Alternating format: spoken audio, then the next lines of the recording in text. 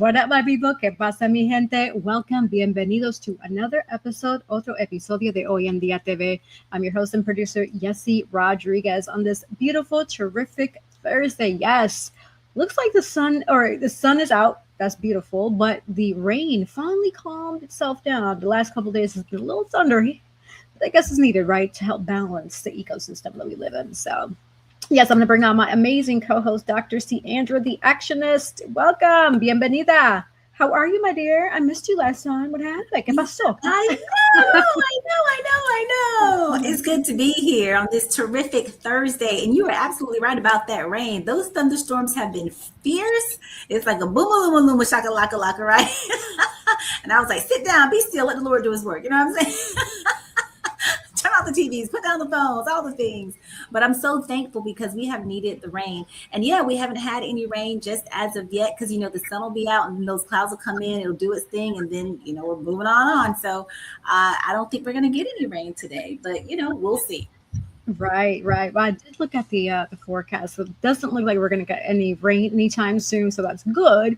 Especially me being back in from traveling to Wisconsin. So it was nice in Wisconsin. They had little patches of storms, but it went by really quick.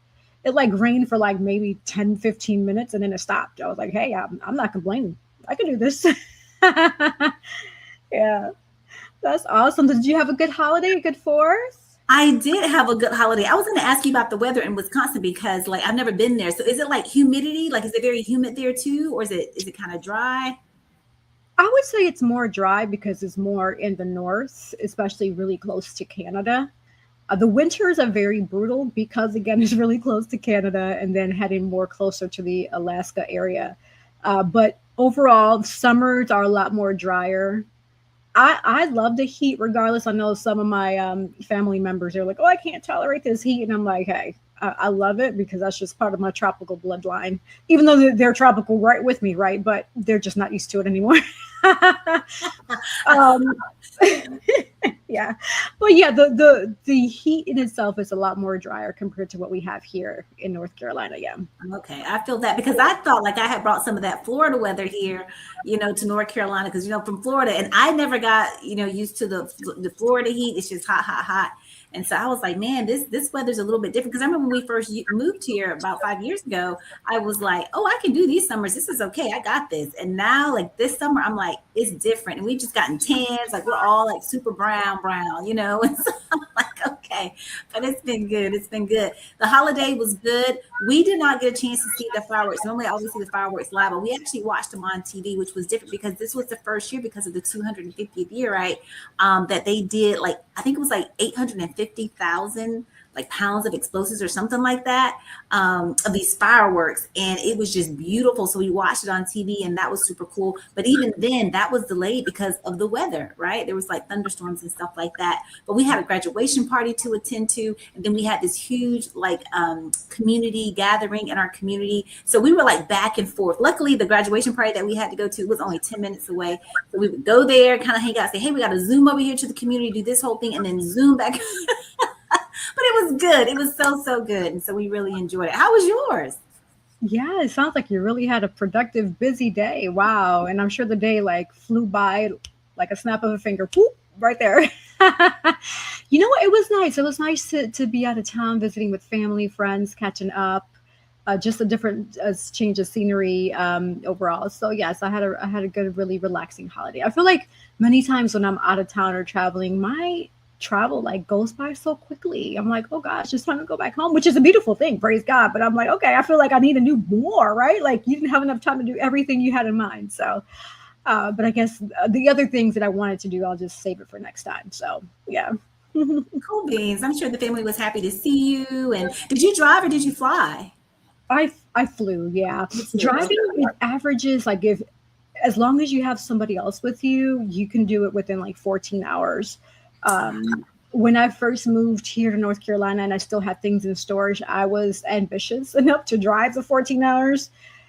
And I was younger back then, so my stamina was a little bit different where I could just drive straight and not have to relax or snooze. But now I'm just like, I don't know if I can do that 14 hours by myself. I'm definitely going to need a driver buddy to go up there with me. So yeah, but yeah, So it's yeah, that's a long ways. Yeah, I'm at the point where I'm like, if the drive is more than like 4 hours, we fly. Like we're over the whole drive. It used to be real cool, but like you say, like different age, different stage, and we're just like we're not about that life. So we gotta fly if it's more than 4 hours, and we're gonna enjoy our time. So that's pretty cool.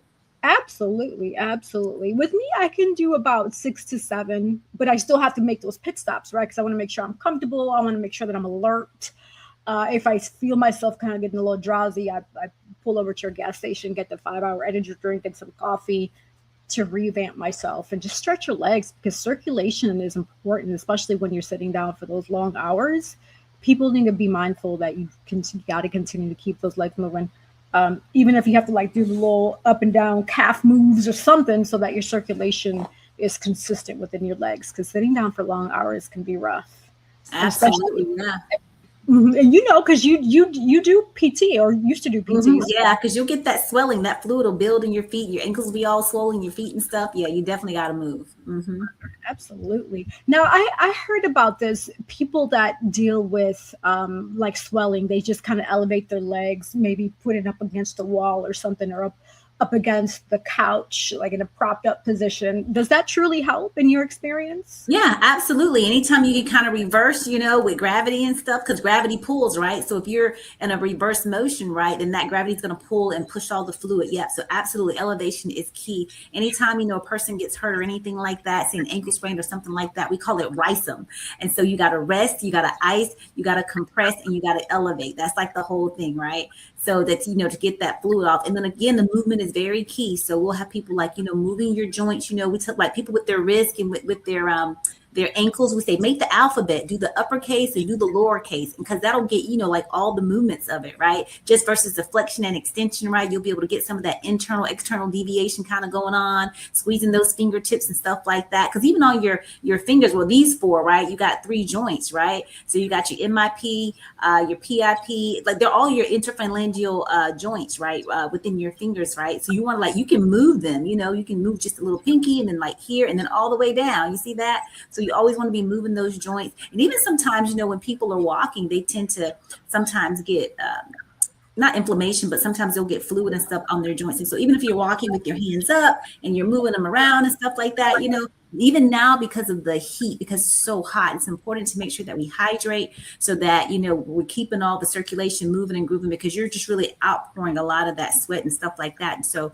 you definitely want to make sure that mobility is key and that hydration as well is really good. So propping up, like you said, getting those legs elevated, stuff like that, hanging upside down, you know what I'm saying? Get on an inversion table. That's really great.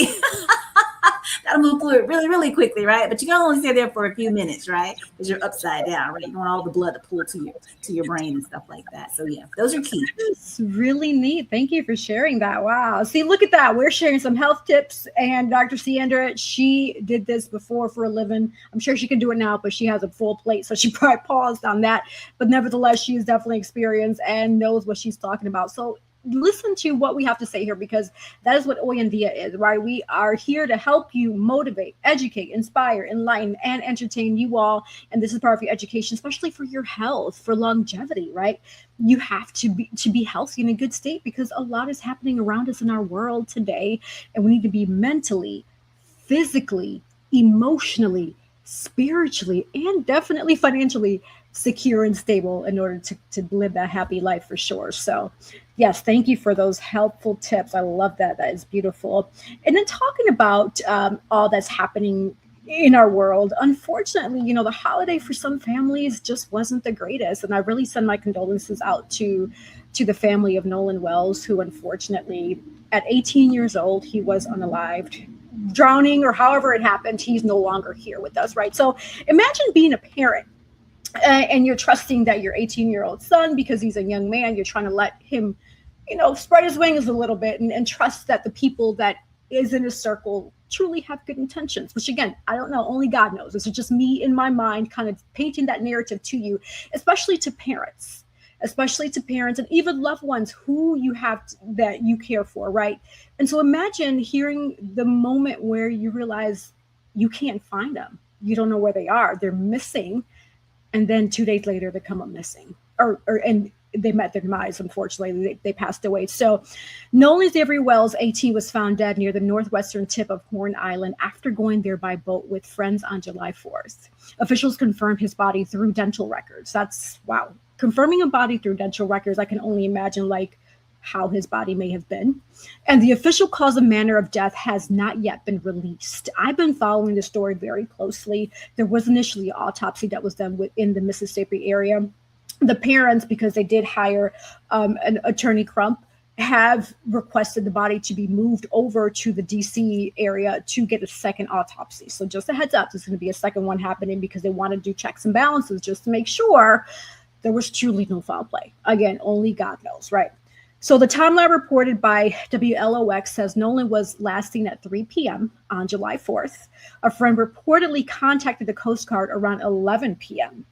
Now, there's a big gap in time, right? If he was last seen at 3 p.m., why was that large timeline up until 11 p.m. when you're reporting someone missing? Like, to me, that's, my bell is already going like, ding, ding, ding, something right here. And Nolan's mother contacted the sheriff's office around midnight after he had not returned home. The family has retained civil rights attorney Ben Crump, who is calling a full, transparent investigation. A state autopsy was performed, but results, including toxicology, does take time. So right now, there's no updates with that. Attorney Crump has said Nolan's body is being flown to Washington, D.C. for an independent autopsy with a press conference planned for Friday, July 11th, which is actually tomorrow. So I'm sure between me, CC, and Nadine, we'll definitely have some more updates for next week's show. So you got to stay tuned for that. The Jackson County Sheriff's Department is asking anyone, so anyone listening to this podcast today, to us today, if you have any information, if you happen to be at Horn Island or know a loved one who was at Horn Island, a friend, a family, whoever that may have been or was near Horn Island on July 4th, to provide any original, unedited pictures, videos, eyewitness accounts, or information about any unusual activity around this case. It's very important because officials are trying to separate evidence from rumors, right? A lot of rumors, a lot of speculations. And based on, even for me, just logically, it just looks a little fishy. I'm just going to be honest. And that's my opinion. That's Yessie Rodriguez's opinion.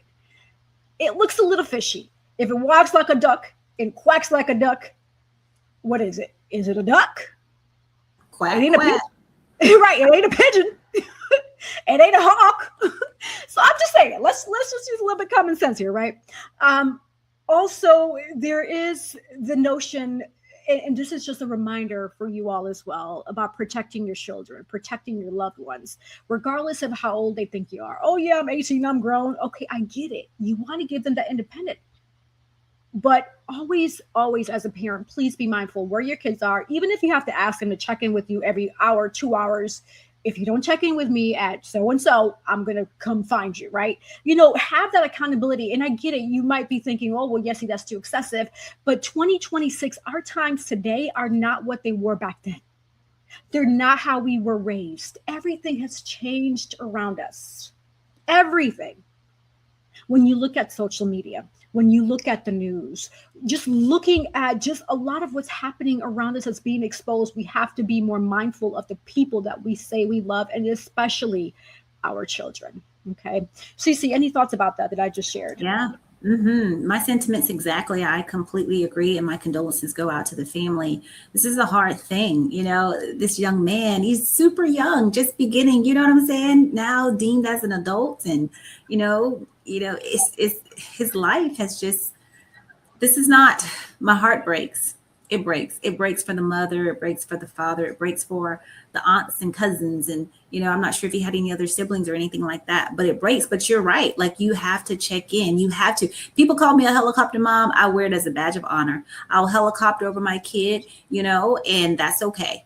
As long as it brings peace to my heart and my spirit, I'm good with that. My kid might get sick of it, but I tell them why. My kids are actually okay with it, honestly. I think they're just kind of used to it now. But I'm like, no, I need to know. I need to know where you're at, what you're doing, who you're with. I have to meet everyone, whomever you're going to be around. If you're going to be at their house, are we going to be inside the house, outside? What are you going to be doing in the house? I have to know. I am there. And if the parents kind of look at me side eye, I'm like, well, then no, you can go, but we're going to be outside, and I'll be right there with you because I'll be hanging out with the parents, right? That's what I do.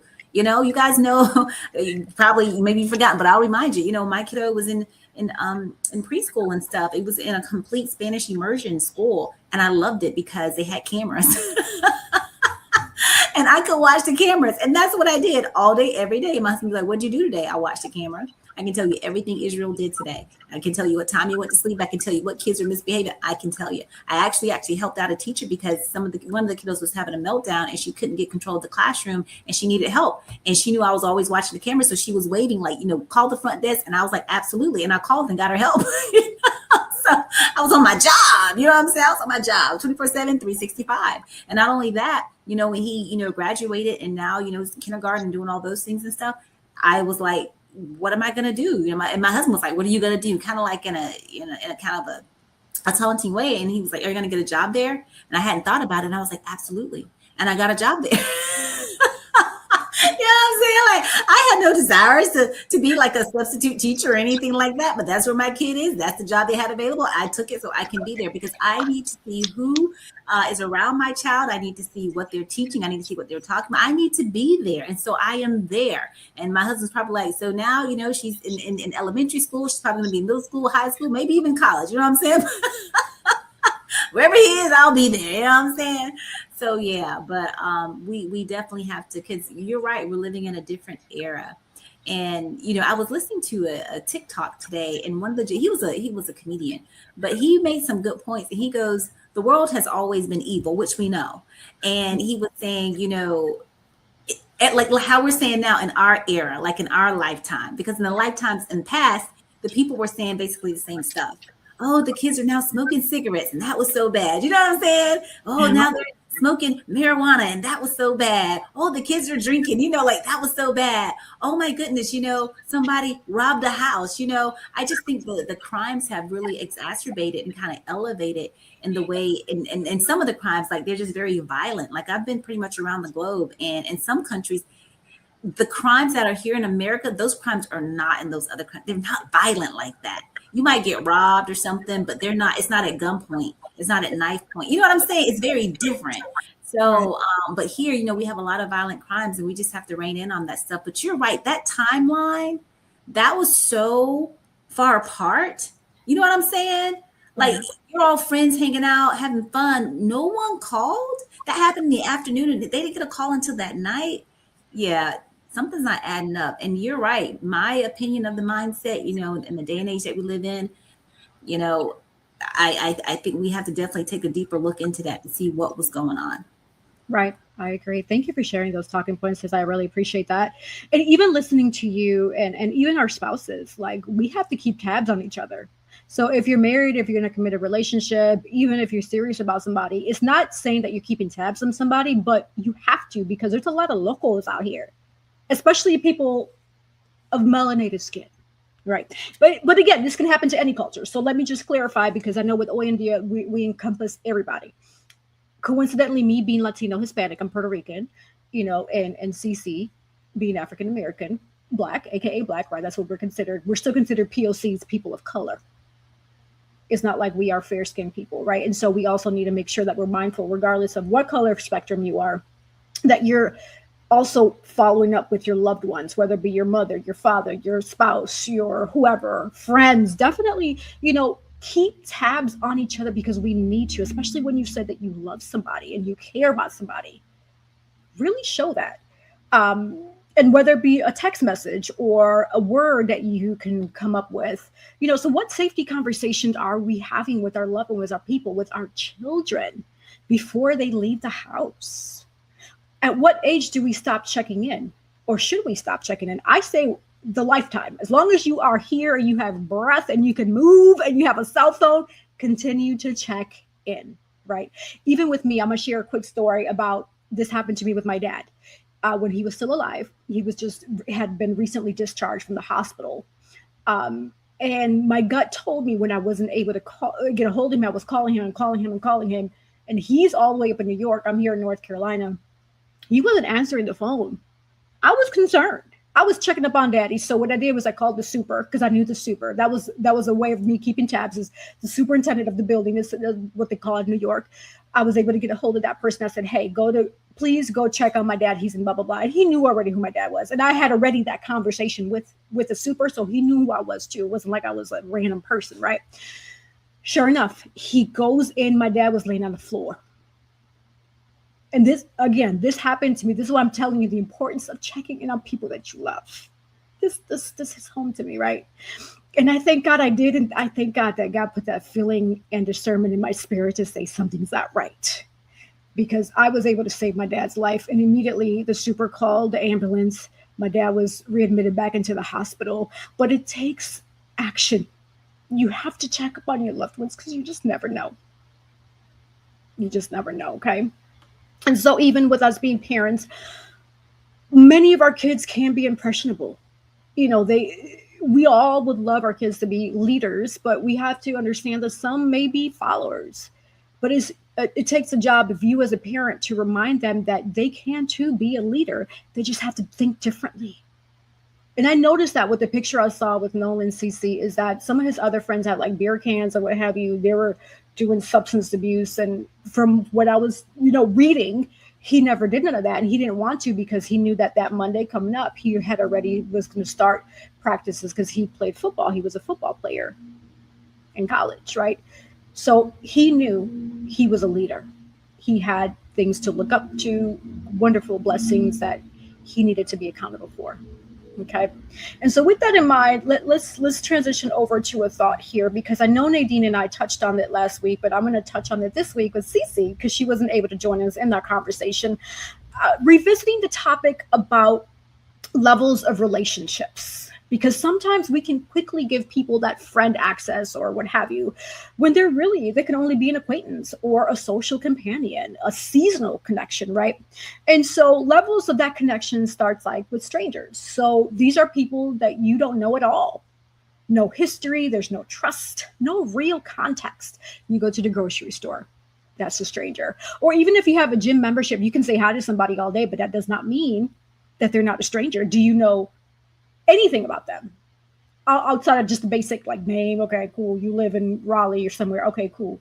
What else do you know about them? That's very surface, right? To me, that's still considered a stranger because I don't know really much about you. An acquaintance, these are people that you know of or interact with casually. So those could be coworkers, classmates, neighbors, people you see at events or social connections. Friends of friends, those can be the acquaintances. Associates, people that you may hang around with because you have a shared environment and interest, whether it be school, the work, business, sports, nightlife, event, mutual friend, etc. You may spend time with them, but the relationship might not be fully based on access all the time or that true loyalty. Social friends, these are people that you have fun with. You may go out together, laugh together, travel together, party together, share good moments. Now, I'll say that travel together a little lightly because I came across another story too where an individual who had social friends traveled, and she was a person of color, and unfortunately she also met her demise, but that's for a different story or a different time. So, but social friends, also be careful with that. True friends, these are the people that you care about their well-being beyond just the moment. They check up on you. They tell you the truth. They're honest with you. Even if the truth hurts, they're going to be upfront with you in a gentle way, of course, right? You want to be a good friend. You want to talk to people the way you want to be spoken to, right? But they notice when something is off and they don't leave you behind. They never leave you behind. So where is she? Where is he? Did he make it home? Did she make it home? Who are they with? Inner circle, the trusted few. These are the people who have earned that deep access to your life, whether it be your child, your home, your plans, vulnerabilities, emergencies, etc. Not everyone you love does belong in this inner circle. I have people that I love that are considered, I consider them family, but they're far away and I don't consider them my inner circle. Family by blood versus family by behavior. Now, this one's important because some people are relatives, but they may not be safe or dependable. I experience that often. I have plenty of relatives that I can't count on. And that's okay. That's just how it is. But I do have those connections where family by behavior, individuals who treat me like family. I consider Cece family. I call her sis. She calls me sis. I consider Nadine family. We call each other sis, right? We care about each other. That's our inner circle here. So, Cece, any thoughts about that? Yeah, you're spot on. That was a lot of levels. Mine is very, very simple. I have the three, and I really reference it with the Bible because you have your inner court, you have the outer court. Like when you think about the Ark of the Covenant, right? That's a very holy, sacred. So you have your inner court, you have your outer court, and then you have your holiest of holies, right? And so that's kind of how I have that three little ring kind of like circle. Even in business and networking, they talk about, you know, your network, like community, like who are these people? Are they, like you mentioned, like coworkers, you know, is it a family? Is it a family member? Is it a friend? Like who is it? And that how you can kind of connect and branch out. Even on LinkedIn, you know, you have like the first and second and third degree of like people in your network. And it's kind of like that inner, outer, and holy of holies. And so you're able to connect with someone because you might know someone directly, right? Which is that first degree connection. And then they might connect you with someone that knows someone, you know what I'm saying? And then it keeps going on and on and on. And so you kind of able to network in that regard. But absolutely, you do have different levels and you have different seasons too. You have to kind of know like the season that you're in with the person and stuff like that. And that doesn't always come like right away. It can kind of, you know, come down the line 2, 3, 4 years down the road. But then knowing when the season is up, you know, because sometimes you outgrow people. Sometimes you're just on different paths and there's nothing wrong with that. It's not like the person did anything bad or anything like that. You just kind of outgrow people. And you also have to know, because sometimes we try to connect with people, we try to force relationships. It's not really natural and stuff like that. And that's a red flag and something that I want people to be aware of, you know, because those relationships you don't want to have. I remember, you know, way back when I was on active duty and I was stationed there in Jacksonville, Florida at the Naval Hospital. And I had met someone that wanted me to come to one of their events because it was like, oh, you know, you're doing great things in the community. Because I was like volunteering everywhere. She goes, I want you to come to this event. And I came. Like we weren't friends or anything. It was just kind of like in a business and community kind of environment, right? Volunteers. And I went there and the owner of this company was there and she was very impressed with me. And I was still in my uniform because I came directly after work. And she was very impressed with me. And she was like, hey, I want you to travel with me and I want you to speak at the universities and to these women groups, you know, for inspiration and motivation, empowerment, all these things. And I was like, right on. So there was another young lady that was there and I saw her and I knew that I did not want to be friends with her. I didn't know this person, she didn't do anything to me or anything. I just knew that I didn't want to be friends with her. And, you know, sometimes when you're trying to do that inner work, you know, to be a better person and all that stuff, because that's where I was in my life. Like every day I'm like trying to be a better person, but I was really like making an effort to be a better person and not like a selfish person and stuff like that. And in my spirit, like I knew that I didn't want to be friends with her. I'm not going to say that I didn't know that I shouldn't have become friends with her. I just didn't want to for whatever reason.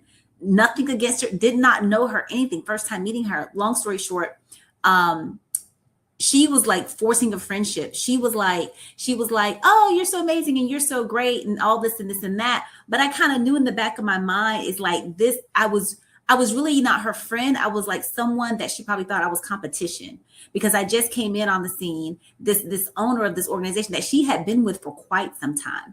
But the lady just gravitated to me and just began to elevate me into these positions that I now know she wanted to be in. So there was an envious and covetous kind of, you know, spirit, you know, between the two. And that's why I didn't want to be friends. I didn't know it then. I found out later. And so when you get that little inkling, you know, that little check, sometimes you don't know, just like this, you said with your dad, you just kind of like, I got to call him trying to get it. You just know that that's something that's called, you know, your spirit man, right? We call it like a gut check or gut feeling, right? Or your intuition, right? That's the Holy Spirit because God gives, you know, he downloads these things and he lets you know that's your spidey senses, those antennas that come up to let you know that something is off and you need to listen to it. A lot more of us need to get more in tune with our intuition, whatever you want to call it, right? That gut check, because that thing is going to be spot on. You might not have all the answers, but if it's telling you to call somebody or to go see someone or whatever the case may be, do it because it's for a reason. It's definitely for a reason. And 10 times, well, I'll say 9 times out of 10, you will definitely, you will know right then and there. Because that person said, oh, I'm so glad you called me today. I needed somebody to call me. This is what's going on, right? I'm so glad you stopped by today. I needed this and you showed up, you know, and it's just, it's a godsend. Literally, it's a godsend, you know. It's kind of like that SOS and you show up with the solution and the answer. So, yeah. Absolutely. I love that. Thank you for sharing that for sure. I know we were going to also spotlight the, was it the family man or the conversation about the, Yes, yes, yeah, yes, yes. Very, very quickly. So I was watching. My brother sent me this actually, and it's called the Man of the House. And this is a fact. You guys can go and Google it. You know what I'm saying? You can go search it out. But it was called the Man of the House, and this was like back during the era. I want to say like in the 50s, 60s, something like that. But anyway, it was like where a lot of the projects were being set up, like community housing and stuff, to be able to help impoverished, communities and things of that nature. So single moms, whatever the case, right? But the law required that there could not be a man in your home. And predominantly these communities were minority communities, right?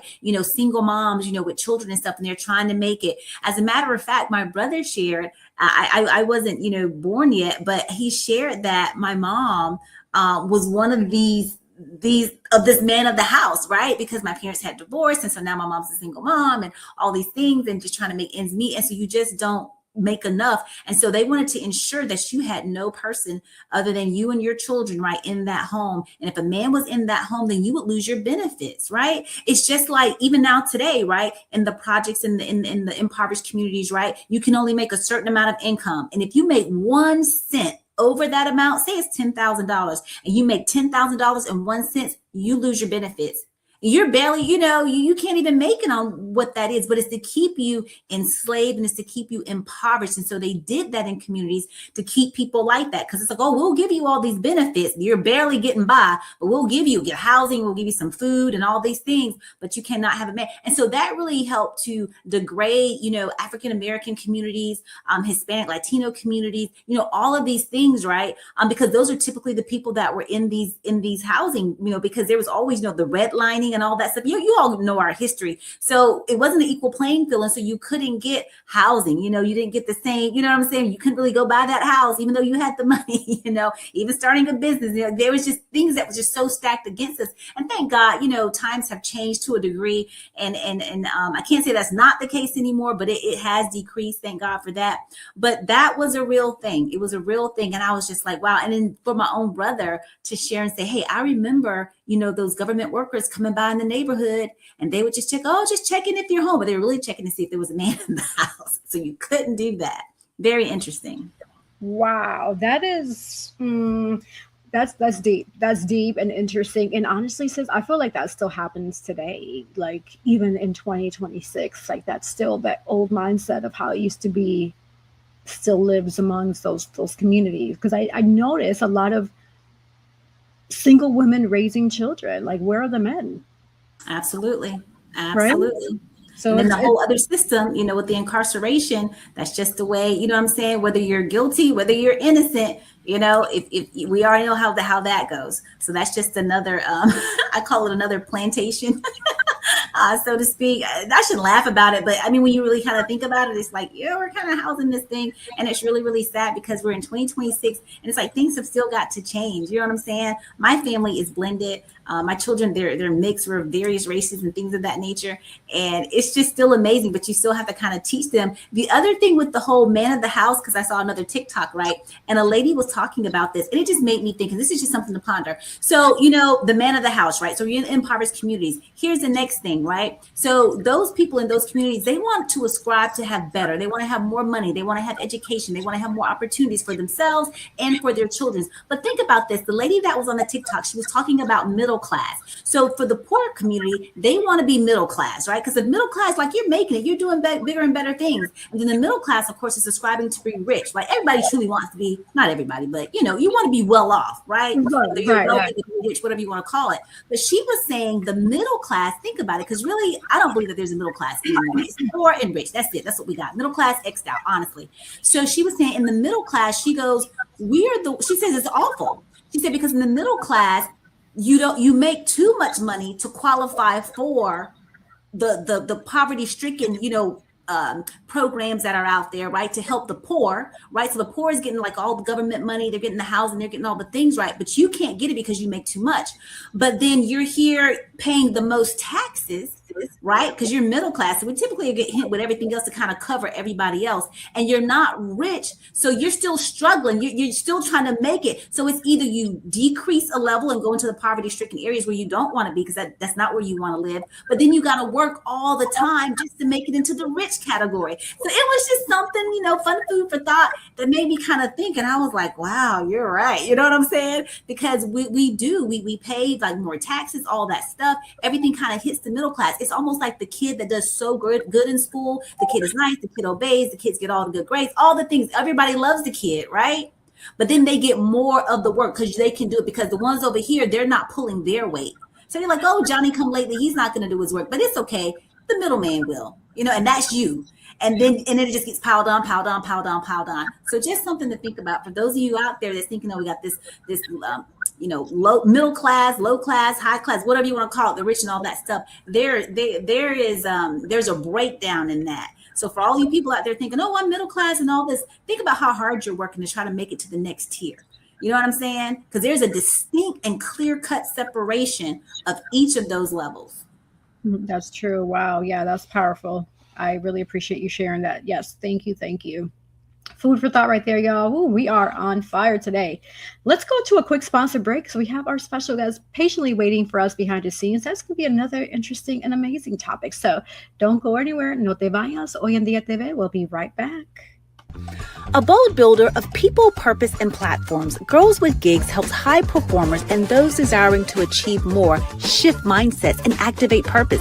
Whether it's career or leadership development, personal branding, or knowing your worth. In the job market, transformation has never been closer, because this is where purpose meets action and dreams become destiny. Book your free consultation today at www.girlswithgigs.com. At Cab Zenza, we believe beauty is a ritual, not just a routine. Rooted in intention and inspired by nature, our skincare is crafted to nourish more than just the skin. It nourishes the spirit. Every jar is made with purpose, because when you flourish inside, it shows on the outside. Cab Zenza's isn't skincare, soul care. From the moment that I put this Cab Zenza on my skin, it feels most amazing. As you can see, it has your skin glistening, it's moisturizing. You too should get Cab Zenza. Luxurious body butters. Are you looking for the perfect shirt for that special occasion? At Collective Custom Wear, we bring your vision to life. From weddings, family reunions, anniversaries, or casual outing with friends, express yourself with your unique style and leave a memorable mark. Order now. Our custom shirts are designed just for you. Yes, custom-made shirts designed just for you. We have Hoy En Día TV shirts, Collective Custom Wear, so shout out to that sponsor. Also, for those who are curious about what is my purpose, why was I created, who am I?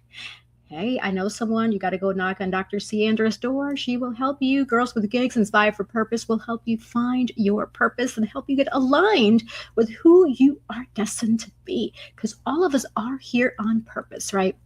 Also, as we know, the skin is the largest organ in our body, and we have to take care of it. I know I'm really OCD about my lotions and creams. That's why people still say I look 25, and I'm like, thank you. I appreciate it. I'll take that because I do that. I invest in my skincare, and you should too. So get some Cab Zenza luxurious body butter, and your skin will be thanking you, especially if you're dealing with, a little dry skin, a little patchiness. It happens. Weathers change, different bodies, and it's all okay. So invest in Cab Zenza today. All right. So we are going to pivot over to our special guest who has been patiently waiting behind the scenes. And on today's episode, we welcome our special guest, who's a 32-year-old and considered legally blind. She's a college student, currently studying online at Keiser University. Wow, that's impressive. Where she is pursuing a bachelor's degree in general psychology with a deep passion for understanding people, healing, and personal growth. Our special guest is considering continuing her education in child psychology, or marriage and family therapy, while remaining open to the many meaningful paths within that field. Our special guest does not allow her blindness to define her. Instead, she allows it to shape her perspective and help her see within. Through her life experiences, her faith in God, and her psychology coursework, she has learned that while childhood can shape who we become, we also have the power to understand, alter, and reshape our lives with awareness, healing, and with intention. With a special interest in Jungian psychology theory, I hope I said that right, and holistic approaches, our special guest hopes to use her future career to support others in a deeper and meaningful way. So join us today on this inspiring conversation about faith, resilience, psychology, personal growth, and beauty of seeing beyond what's in the surface. So welcome to Hoy En Día TV, our special guest, Jade Keller. Hello, Jade. Welcome to Hoy En Día. We are truly thrilled to have you today. I'm glad to be here. Everybody can hear me and see me, right? Yes. Absolutely. I read an amazing bio, but in a nutshell, who do you say you are, Jade? Well, I am. That's a really loaded question. I guess I'm still trying to figure that out. So I'm just me. Okay.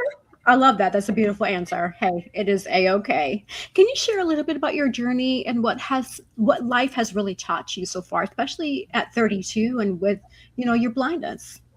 Oh yeah. Well, so I was born 3 months premature. So I was very tiny, and they didn't know if I was going to, be able to see. And I don't think anybody, nobody knew that I had a problem with my eyes until I was about 4 months. And then we kind of discovered that I had retinopathy of prematurity, where my retinas were detached. So they had to go in and do surgery for that. And I was able to restore my light perception, or they restored my light perception. And so I can see light out of one eye. But other than that, I have never seen color, never seen shapes or shadows or anything. So I've just grown up believing that,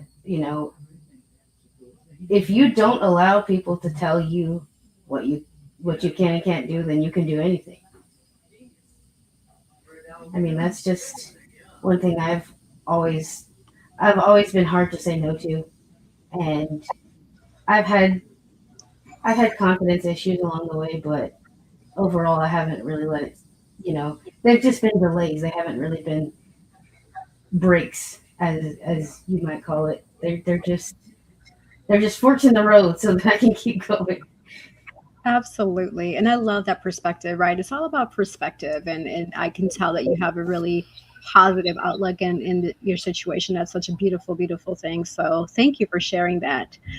Your bio says that you don't allow your blindness to define you, but instead allow it to shape your perspective, which is what we're talking about now. So what exactly does that mean to you, and how did you come to this mindset, right? So growing up, your youth, your child, you're adjusting to what, your blindness condition, but then growing up into your teenage years, into adulthood. Walk us through all of that to current time, age 32, and how it all shaped your perspective.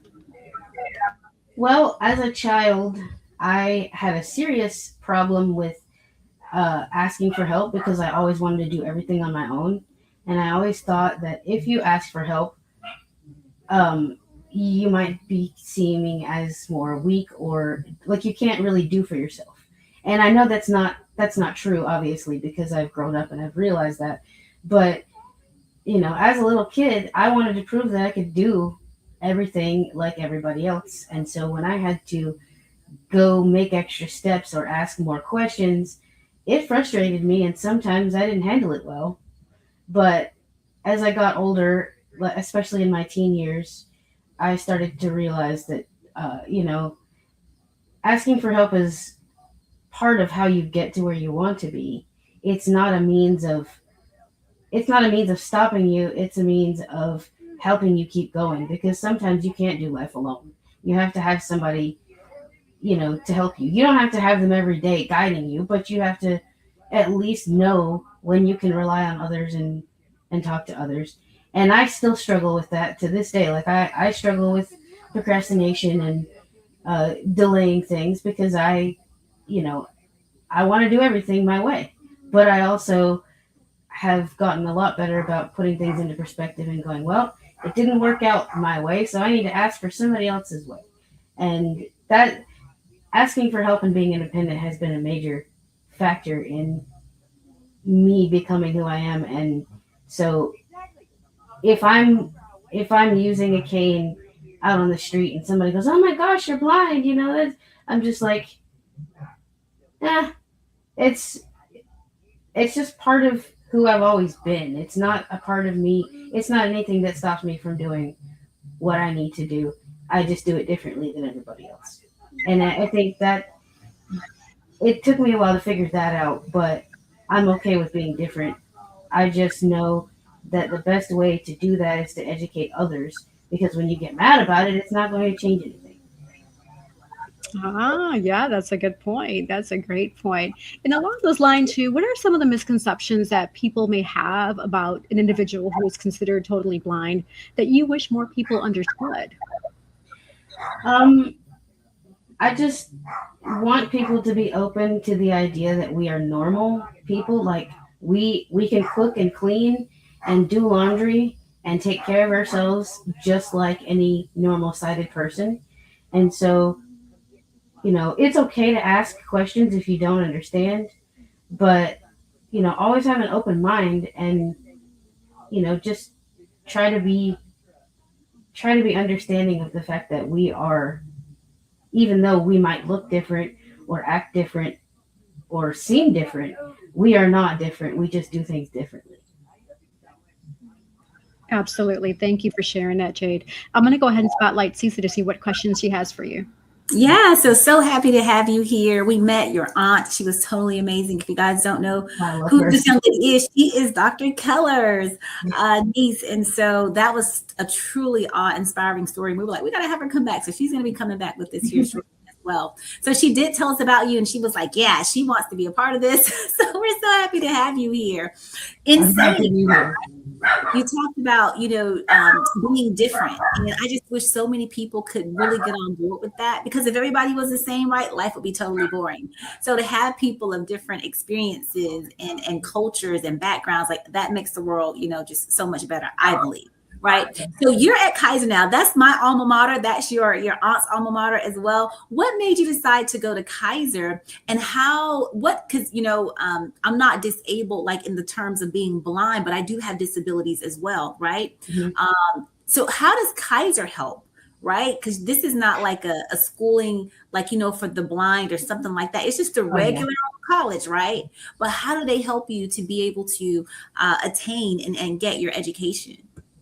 Well, they have their accommodation system, but I think the biggest thing for me is I'm unable to go to school in person, and my aunt knew about the school, and she was telling me about it. And when she was telling me how the courses were laid out and everything, I thought, that could really work out for me, because I'm not in a position to where I can go to class every day like I want to.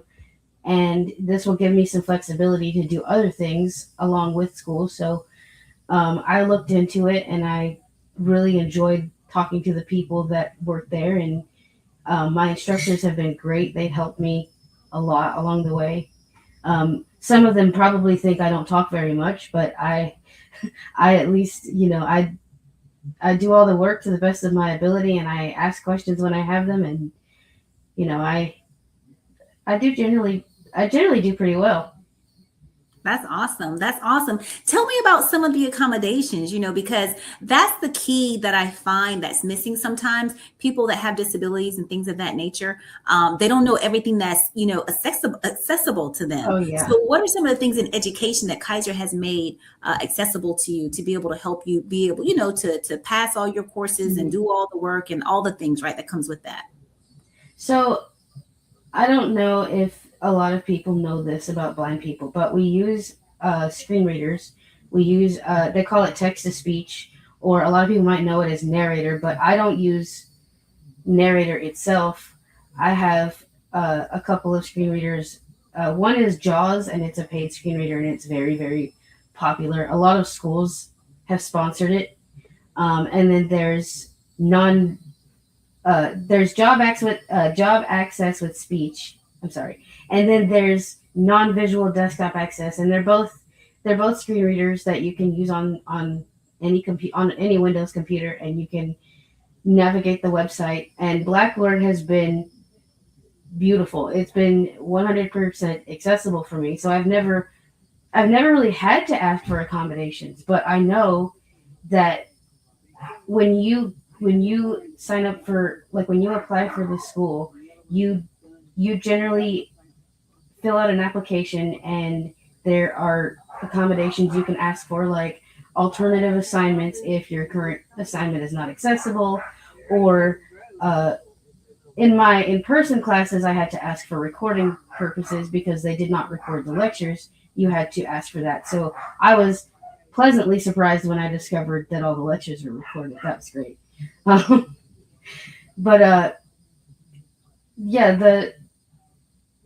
They usually have you fill out the application or do the app, and you send it to the dean, and they help you along with the disability services coordinator to get an accommodations letter, and you can show that to your instructor each term so that they are aware of what you need if hiccups came up.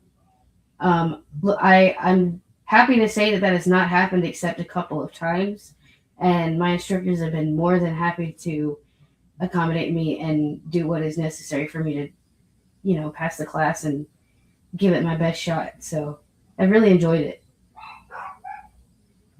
I love that. While you were saying that, I was pulling up because I remember in doing my employment teaching and stuff like that. And you may or may not be aware of this, but once you graduate and all that stuff and working and all the wonderful things that come with that, with your education, to be able to, bless other people with it. There's something that's called JAN. It's the Job Accommodation Network.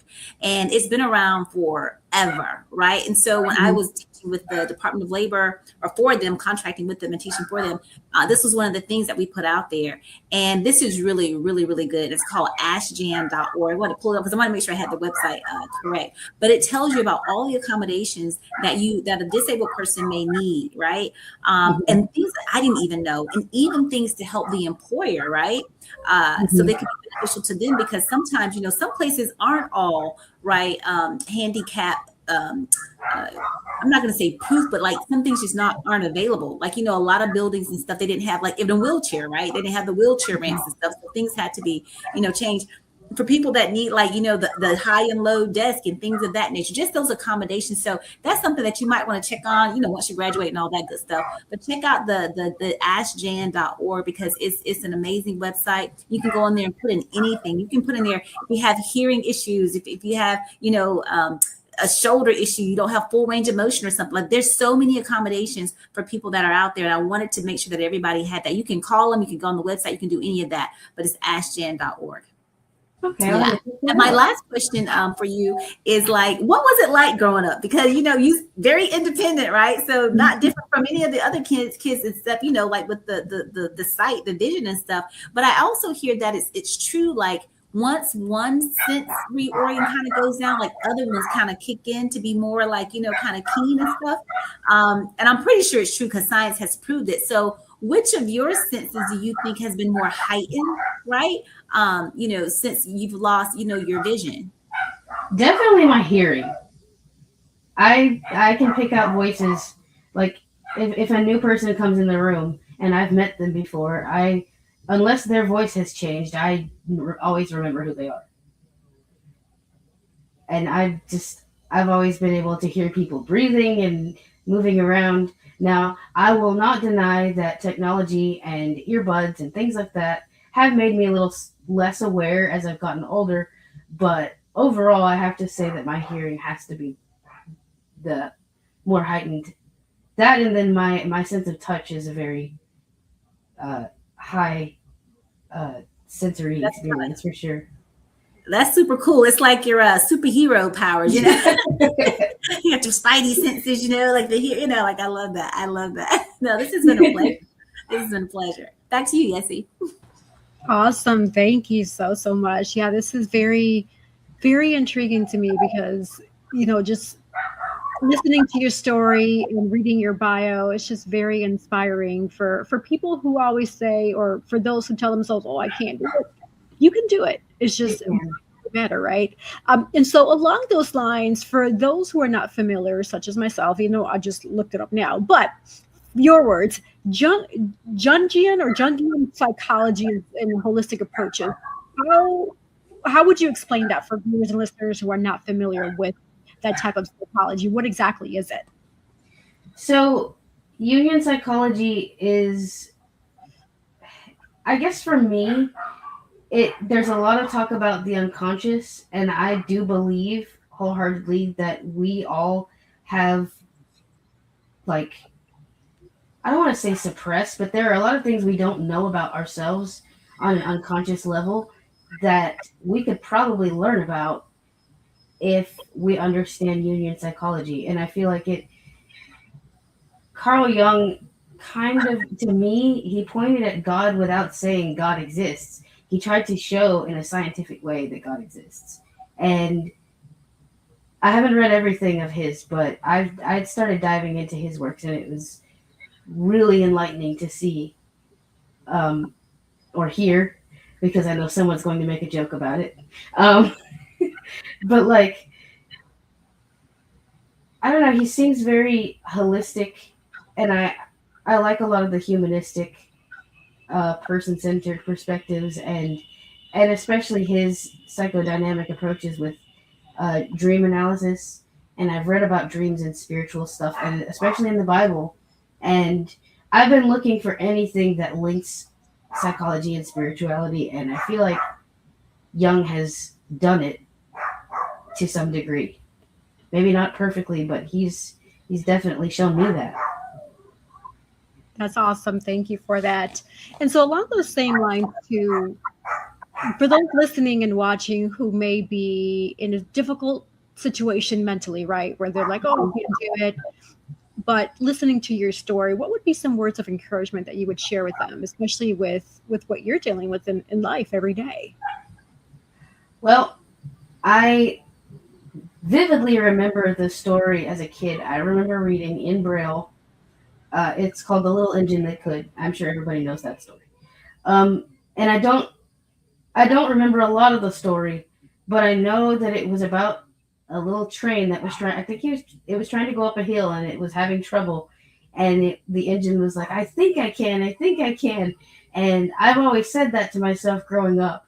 And I feel like if you tell yourself that you can, if you tell yourself that you are good enough, if you tell yourself that you are not defined by the trials and tribulations that are put before you, I believe that many people can come out on top if they just try that. Because I don't think people realize just how much power their thoughts have, and their words, and when you talk to yourself, you don't realize it, but any negative self-talk you give yourself can do more to harm your plans than anything else anyone else could have done.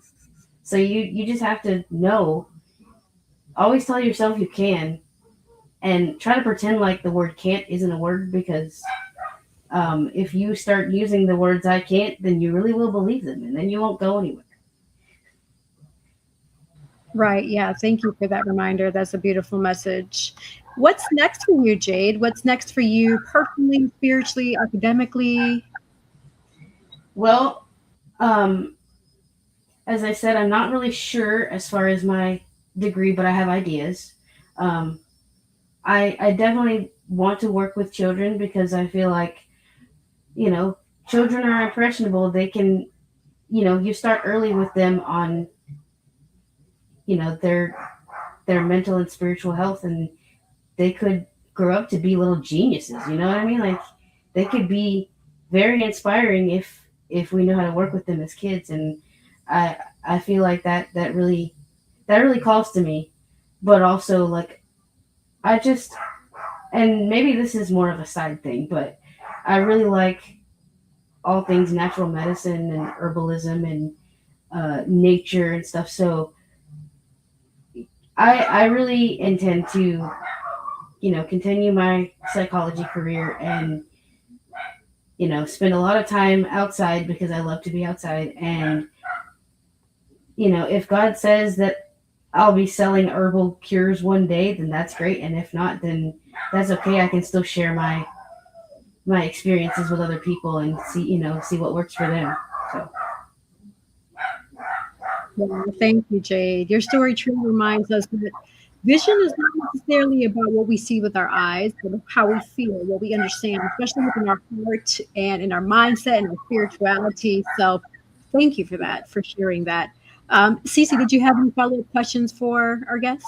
Yeah, I love what you said about that self-talk, right? You got that positive talk, and you also have that negative talk, and so you got to decide which voice you're going to listen to. There's another gentleman that I met in person actually when I lived in California in San Diego, and he was at our church there, the Rock Church, was with the pastor, Pastor McPherson, who was a professional football player for California. And so they're at this mega church. The gentleman's name, he's a motivational, inspirational speaker, and his name is Nicholas Vujicic. I think I pronounced that right, Vujicic, like that. But he was born with a syndrome called tetra amelia syndrome, and so he didn't have any arms or any legs. And this gentleman goes around the world. He's like an evangelist, and he speaks and trains and does all these amazing things. And he's from Australia. And the thing is that his life is big. Like, this guy is probably a millionaire because he travels everywhere and he speaks, right? To encourage people. He goes to like a lot of the different like the teen ministries and things like that with young people and stuff like that, trying to, bring people into the knowledge of Jesus Christ. And it's amazing. And he is married. He has children, so when you say like you can really do anything, you can, because this guy doesn't have like bilateral, no arms, no legs. And so when you see him sitting on the stage, he has like a headset on, right? He's dressed very nice, right? He'll have on the suit jacket and the shirt, and then the pants, they're tailored to tuck because, he just has just the hip kind of stumps, And he's amazing. And it was just an honor and a pleasure to see him in person. And now even see you here today speaking of the way, how you speak and the psychology that you want to get into. And then just showing the science behind, that God is real. And no matter, like, we call it disabled, right? But God made everything perfect in his timing. And so I really don't like the word disabled, you know what I'm saying? But I just call it differently abled. What did you call it? Differently abled. Differently able. I love that because we're all differently able. I'm gonna steal that. Okay, I'm gonna share that. Not still. I'm gonna share that with you. I like differently able because we are definitely able-bodied to be able to do any and everything. And the fact that you are getting a college education from a private university, despite the blindness, right? But there's so many other ways in which you see. And so I just want to commend you. And I just want to wish you like the best of luck, not even luck, just the best of all the blessings that you could possibly, just Thank you. here at Hoy En Día, to do your thing and to go out and to make a difference in the world, and especially in the lives of those children that you so desire to help. I believe that this is a God-called and ordained purpose, and that he's inspired you to be able to do these types of things. So hats off to you. You can't see me, but I'm saluting you right now. And so we always say bravo Zulu in the military, and that's for a job well done. And so bravo Zulu to you, Jay. We really appreciate you being here on this evening with us. Absolutely. Thanks for having me. Yeah, absolutely, Jade. We're going to head over to our last minute words, and this is an opportunity for you to share if you have a quote, an inspirational message, where people can find you on social media, follow you, etc. And to get a glimpse or hear how that sounds, I'm going to have Dr. C start us off. Jade, you'll go second, and I'll close out with the remaining sponsors and with my closing statement. Fantastic. So, hey, I'm your girl, Sandra, the Actionist, with Girls with Gigs and Inspire for Purpose, where we equip, empower, and help you execute your mission, right? We are all solutionists. I truly believe that we have solutions that have already been downloaded into us. And then we also have our handy dandy, the basic instructions before leaving Earth, right? The Bible, right? And so I want you all to open that book up. If you've never read it before, it's one of the most popular selling, well-grossed books ever, right? In the face of the world, actually. And so take a moment to just look at that. I want to remind you, as Jade has been talking with us today, about the things to think on, right? There's a scripture in the Bible that tells us to think on the things that are good, the things that are pure, the things that have a good report, the things that are praiseworthy, the things that are noble, right? These are good things, right, that we need to think on, because this is going to truly get us into that positive spirit of just living our best lives, right? And so I want you to think on those things, right? And remember, as always, right, always remember this: love, and light, and inspire for purpose. All right, Jade, my dear, it is your turn. Well, I'm Jade, and I enjoyed being here tonight. And I just want to leave you guys with this scriptural quote. I can't remember the verses, so don't quote me on it. But the one thing that has always helped me, especially growing up, has always been the verse, "I can do all things through Christ who strengthens me." And I totally believe that 100%. And I think that everyone should, they should definitely have a read of that verse and check it out and really meditate on it, because it could change your life. Thank you so, so much. Absolutely. Well, let's go ahead and spotlight the 2 remaining sponsors that we do have. So don't go anywhere. Hoy En Día TV. We'll be right back. Sponsored by Collective Wear. Available at www.yessierodriguez.com/shop and myrod-enterprise.com/shop.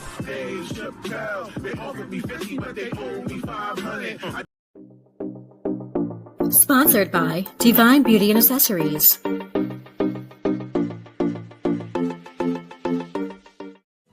Watch Hoy En Día TV, Thursdays, 7:30 p.m.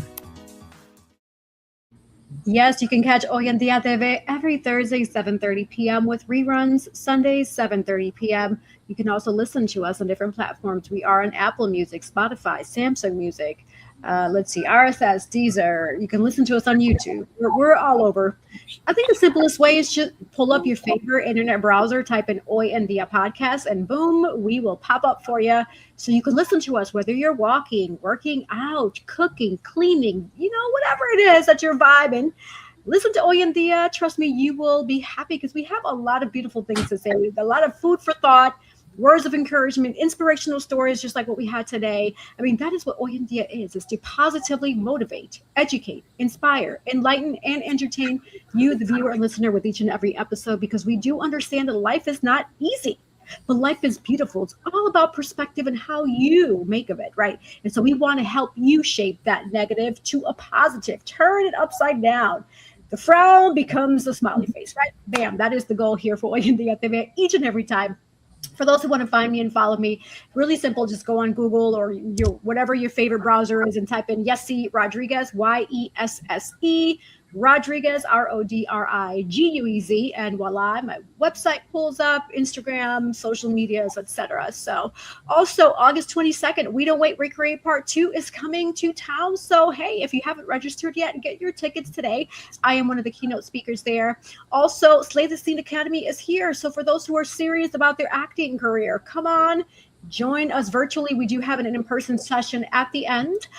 We get to interact together. So that's exciting, right? I get to see lovely faces. So, and this is going to be a cohort style. So every 5 weeks is going to be something different with regards to the levels. So yes, let's see what else. I think, and it just continue to follow me and you find I'm just doing a lot. Thankfully, thank God, I'm not complaining. I'm trying to remember everything that I'm trying to calculate everything I got going on. But nevertheless, more to come for sure. But thank you all for tuning in. And yeah, the sky is never the limit because the galaxies are endless. Never forget that. Until next time. Hasta pronto. See you later.